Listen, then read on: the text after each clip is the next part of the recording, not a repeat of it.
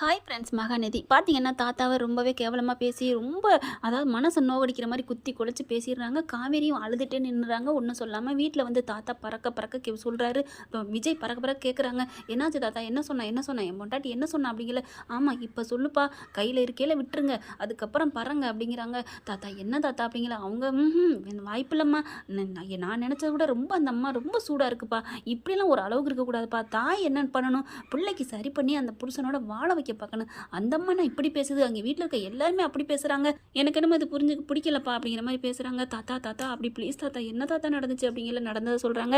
அதுக்கப்புறம் இல்லை தாத்தா, அவங்களால நான் போக விட மாட்டேன் அப்படிங்கிறாங்க. காலி பண்ணிக்கிறேன்னு சொல்லிட்டாங்கப்பா, என்னப்பா பண்ணுறது, உன் வாழ்க்கையில் விதி விளையாண்டுச்சா இல்லை உன் நாக்கு விளையாண்டுச்சான்னு தெரியல அப்படிங்கிறாங்க. தாத்தா ப்ளீஸ் தாத்தா, என் பொண்டாட்டி தானே கொஞ்சம் அலட்சியமாக இருந்துட்டேன் தாத்தா, அது தப்பு தான் தாத்தா, நம்ம பொண்டாட்டி இருந்தாலும் யாராக இருந்தாலும் நம்ம மனசை விட்டு சொன்னாத்தே அது நீடிக்குங்கிறது புரிஞ்சுக்கிட்டேன் அப்படின்னு சொல்லிட்டு என்ன பண்ணுறாங்க. நான் போகிறேன் தாத்தா, நான் எப்படி தாத்தா, என் முன்னாடி நான் இனிமேல் யாருக்காகவும் பயப்பட போக தேவையில்லை, நான் போகிறேன் அப்படின்னு சொல்லிட்டு வேகமாக வர்றாங்க. வீட்டுக்குள்ளே போயிடுறாரு படக்குன்னு. காவேரி அப்படிங்கிறாங்க. காவேரி இப்படி திரும்பி பார்க்குறாங்க. நீ எந்திரி வா, நம்ம வீட்டுக்கு போவோம் வா அப்படிங்கிறாங்க.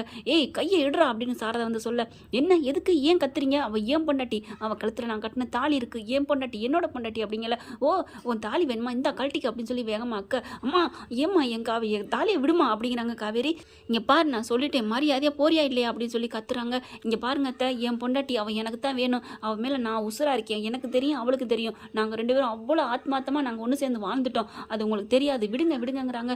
காவேரி பார்த்துட்டு சாரதா, என்னடி உனக்கு அவன் வேணுமா நான் வேணுமா, அம்மா ப்ளீஸ்மா, அவர் பாவம்மா நல்லவருமா, ஏமா இப்படி பண்ணுற, அவர் உனக்கு பார்க்க பாவமாக தெரியல, நாங்கள் என்னம்மா தப்பு பண்ணிட்டோம், நாங்கள் ரெண்டு பேரும் சேர்ந்து தப்பு பண்ணதுக்கு அவருக்கு மட்டும் ஏமா தண்டனை கொடுக்குற, நாங்கள் ரெண்டு பேருமே ஓன் பிள்ளைன்னு என்னம்மா, அவர் மனசில் நான் இருக்கேன்னு இப்போ தாம்மா தெரிஞ்சிடுச்சு, அவர் எனக்காக எப்படி வந்து கஷ்டப்படுறாரு அசிங்கப்படுறாரு, நான் வேணான்னு நினச்சா இப்படி தூக்கி போட்டு போக மாட்டாரா, எனக்கு என்ன அவர் வேலைக்கு போக மாட்டாரா, வேலைக்கும் போகாமல் ஆஃபீஸுக்கு போகாமல் வீட்டில் சாப்பிடாம கிடக்கிறாரு, ஏன் நீ மட்டும் என்ன சாப்பிட்டியா, நீனும் 2 நாளாக சாப்பிடாம தானே இருக்க, நீ என்ன நினச்சிட்டு இருக்க, இங்கே பாருங்க தம்பி போறீங்களா, என்ன மரியாதை அவ்வளோதான் அப்படிங்கிறாங்க.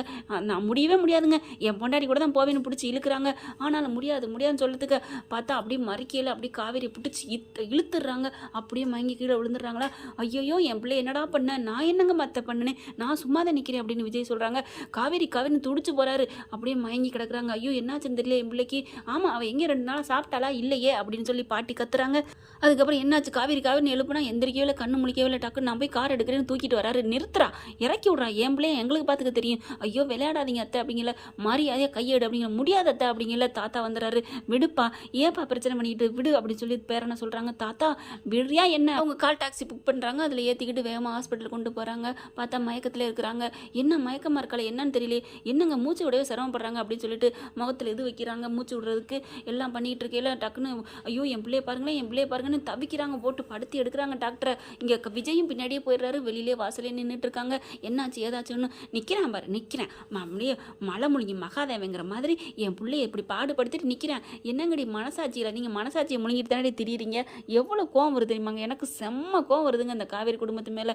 ஆனால் ஒரு நாள் மாறலாம், அவங்களும் திருந்துவாங்க தான் இல்லைங்கள, ஆனால் இப்போதைக்கு எனக்கு செம்ம கோவம் வருதுங்க. நான் விஜய் எது நாள் வரைக்கும் அட உண்மையை காதில் சொல்லுடா, நீ அவளை வந்து காக்க வைக்காதடா அப்படின்னு நான் நிறையா திட்டிருக்கேன் விஜயை, ஆனால் அதே திட்டின வாயில் அது காதலுக்காக தானே பண்ணா, கொஞ்சம் விளையாடுத்தனம் பண்ணிட்டான், மற்றபடி அவர் மனசு வெள்ளங்க. விஜய்க்கு இந்த இதுக்கும் அந்த பிரிவுக்கும் அவருக்கும் எந்த சம்மந்தம் இல்லைன்னு சொன்னாலும், ஆனால் காதலில் வந்து கொஞ்சம் விளையாடிட்டாருன்னு தான் சொல்லணும். ஆனால் விஜய் மேலே நான் குறையே சொல்ல முடியாதுங்க, பாவம் தாங்க எனக்கு தோணுது. காவேரியும் பாவம் தான், இப்போ பண்ணுறது பூரா அந்த சாரதா பண்ணுறது தாங்க. ஆஸ்பத்திரியில் கூட உள்ளுக்கு பொண்டாட்டியை பார்க்க விட மாட்டேங்கிறாங்க, விட்றா நீ இங்கே நில்லு வரக்கூடாது அப்படின்ட்டு போகிறாங்க. முகர கட்ட என்ன பண்ணுறாங்க, டாக்டர் என்னங்க செக் பண்ணுறாங்க, பரபரப்பாங்கிட்டாங்கிட்டு ஓட வைக்கிறாங்க. பாட்டி மட்டும்தாங்க வரல, நானும் வரேங்குது, வேணா இருன்னு சொல்லிடுறாங்களா. சாரதாவும் கங்காவும் போகிறாங்க, போயிட்டு இங்கே நிற்கிறாங்க. நர்மதாவும் போயிருது, நானும் வருவேன் அப்படின்னு சொல்லிட்டு பார்த்தா என்ன எதுன்னு இப்படி டெஸ்ட் எடுக்கிறாங்க, வைக்கிறாங்க. பார்த்த கையோட பார்க்குறாங்க, என்னங்க அந்த பொண்ணு சாப்பிடவே இல்லையா அப்படிங்கிறாங்க.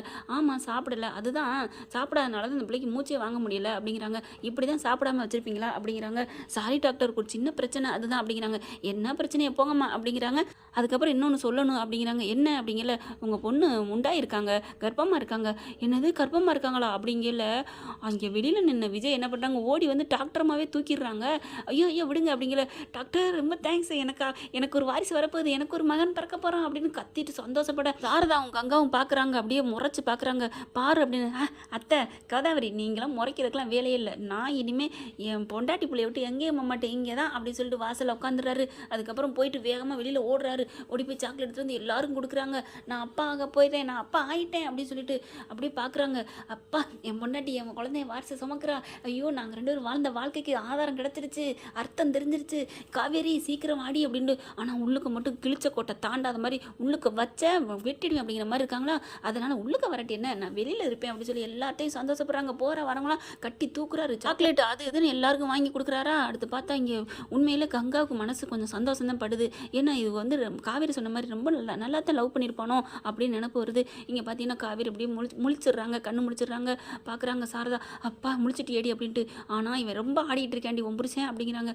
கங்காவை பார்க்குறாங்க, என்ன கங்கல்ல நீ வந்து உண்டாயிருக்குடி, கர்ப்பமாக இருக்கு அப்படிங்கிற. காவேரி சந்தோஷப்படுறாங்க, நிஜமா அக்கா என்னடி சந்தோஷப்படுற? ஆமாம் என் புருஷன் நானும் ஒன்றா வாழ்ந்துட்டேன்னு சொல்கிறேன், யார் கேட்குறீங்க அப்படிங்கிற. அப்போ உனக்கு இஷ்டப்பட்டு தான் நீ வாழ்ந்தேடி, அவன் தான் அப்புறம் கொண்டு விடுறேன்னு சொன்னானேடி, அதைத்தான் நாங்கள் காதால் கேட்ட முடியாத அப்படிங்கிறாங்க. அதையே பிடிச்சிக்காதம்மா, அவர் தான் விளையாட்டுக்கு சொன்னோன்னு சொல்லிட்டார்ல அப்படின்னு காவேரி சொல்ல, என்னடி ரொம்ப வாய் வச்சு போச்சா அப்படிங்கிறாங்க. அதுக்கப்புறம் சரி இரு நான் டாக்டரை போய் பார்த்துட்டு வரேன் அப்படின்னு சொல்லிட்டு இங்கே சாரதா என்ன பண்ணுறாங்க, நீ உள்ளுக்க வந்த அவ்வளோதான் அப்படின்ட்டு போகிறாங்களா. கங்கா பார்த்துக்கிடி அப்படிங்கல. அப்படியே சாரதா போயிருந்தா வெளியில் அங்கே போய் விசாரிக்கிறதுக்கு மருந்து மாத்திரலாம் வாங்க சொன்னாங்களா. அதில் போயில கங்கா என்ன பண்ணுறாங்க, நான் வரல நீ போன்னு சொல்லி சாரதாவை அனுப்பிடுறாங்க. ஏன்னா அவங்க இளம் வயசு மனசு புரிஞ்சுக்கிறது, காவேரி விஜய் உண்மையாக லவ் பண்ணுறாங்கன்னு தெரிஞ்சிருச்சா. அதனால வெயிட் பண்ணிட்டு இருக்காங்க. இங்கே விஜய் என்ன பண்ணுறாங்க, கோதாவரி ப்ளீஸ் கோதாவரி ப்ளீஸ் அப்படின்னு மெதுவாக கூப்பிட்றாங்களா. திரும்பி பார்த்துட்டு வேகமாக வர்றாங்க. நீங்கள் போங்க விஜய், நான் உங்களுக்காக நானே வெளியில் போகல, கோதாவரி கங்கா அப்படிங்கிறாங்க. நீங்கள் கோதாவரின்னு கூப்பிட்டுக்கங்க அப்படிங்கிறாங்க. போய் என் தங்கச்சிட்ட போய் பேசுங்க, நீங்கள் இப்போதைக்கு என் தெய்வம் அப்படின்னு கங்காவே தூக்கிறாரு. ஐயோ இறக்கி விடுங்க அப்படின்னு சொல்லி இறக்கி விட்டுறாங்க. நான் இப்போ போகிறேன் பார்த்துக்கிறேன், ஆனால் நீங்கள் கரெக்டாக வெளியில் வந்துடணும் அப்படிங்கிறாங்க. சரிங்க அப்படிங்கல. கங்கா வெளியே நின்றுட்டுருக்காங்க. அம்மா போயிட்டு வர வரைக்கும் இவர் ஓடி போகிறாரு. போயிட்டு அப்படியே கட்டி பிடிச்சிட்டு காவேரி ஏமா சாப்பிடாம அப்படியே அந்த மாஸ்க் எடுத்துடுறாங்க, மூஞ்சியில் போட்டிருக்கதை அதை எடுத்துட்டு, ஏன் காவேரி அப்படிங்கல. கண்ணு கலங்குது காவேரிக்கு. என் மேலே உங்களுக்கு உண்மையிலே அன்பு இருக்கா, என்னை விரட்டி விடலாம் நினைக்கலையா அப்படின்னு கேட்குறாங்க. நான் ஏன்டி உன்னை விரட்டி விட போகிறேன், நீ என் உயிரடி என் உலகண்டி, என்னடி இப்படி பண்ணிட்டேன்னு சொல்லி கட்டி பிடிச்சி முத்தம் கொடுக்குறாங்க. காவேரி அப்படியே மெய் மருந்து சொக்கி போகிறாங்க. அதுக்கப்புறம் இங்கே பாரு காவேரி, நம்ம வீட்டுக்கு வந்துடுடா, நீ எனக்கு அப்பா வாங்கிட்ட தெரியுமா, நம்ம 2 பேரும் வாழ்ந்த வாழ்க்கைக்கு அர்த்தம் கிடச்சிருச்சுன்னு 2 பேரும் ரொம்ப சந்தோஷப்படுறாங்க. வயிற்றுலேயே போய் முத்தம் கொடுக்குறாரு. அப்படியே மெய் மறக்கிறாங்க, தடவி கொடுக்குறாரு வயிற்ற. கங்கா என்ன பண்ணுறாங்க, ஐயோ அம்மா வருது அப்படிங்கிற வேகமாக வர்றாரு. கரெக்டாக கிட்டக்க வந்துடுறாங்களா. என்ன பண்ணுறாங்க, அப்படியே கதவுக்கு பின்னாடி போய் ஓடி ஒளிஞ்சுக்கிறாரு. அப்படியே பார்க்குறாங்க கங்கா. அப்படியே என்ன அவனை காணோம் வாசலில் நின்னேன் அப்படிங்கிறாங்க. தெரியல ஏன்டேம்மா கேட்குறேன்னு கங்கா சொல்ல, எதுவும் மறைக்கலையேடி. அம்மா நான் ஏமா மறைக்க போகிறேன், அவன் வரலம்மா, அவன் வரல இல்லை அப்படின்னு சொல்லிட்டு, இந்தா மருந்து மாத்திரலாம் இன்றைக்கே கிளம்பிடலான்னு சொல்லிட்டாங்க, இரு அப்படின்னு சொல்கிறாங்களா. அதுக்கப்புறம் என்னடி ஒரு மாதிரி திருத்துன்னு முழிக்கிற அப்படின்னு காவேரி பார்க்க, நான் ஒன்றுமே பார்க்கலம்மா, என்னம்மா நீ சொல்கிற அப்படிங்கல. நான் நம்புறேன் அப்படிங்கிறாங்க. பார்க்குறாங்க கங்கா, அம்மாடியோ அம்மா சரியான ஆல்ரெடி அப்படின்ட்டு. ஆனால் அவர் அப்படியே ஒளிஞ்சிக்கிட்டு நிற்கிறாரா கதவுக்கு பின்னாடி. பார்க்குறாங்க எவ்வளோ பெரிய மனுஷன், எப்பேற்பட்ட ஆள், நமக்காக எப்படி இப்படிலாம் வந்து ஒளிஞ்சு நின்றுட்டு இருக்காரு, நம்மளோட அன்பு வேணும்னு தானே நினைக்கிறாரு அப்படின்னு கண்ணு கலங்குது காவேரிக்கு. ஓகே ஃப்ரெண்ட்ஸ், பார்க்கலாம் இப்படி தான் போகலாம். இந்த பதிவு உங்களுக்கு பிடிச்சிருந்துச்சுன்னா உங்கள் பொண்ணான கையால் ஒரு லைக்கை போட்டு சப்ஸ்கிரைப் பண்ணிடுங்க. Thank you friends.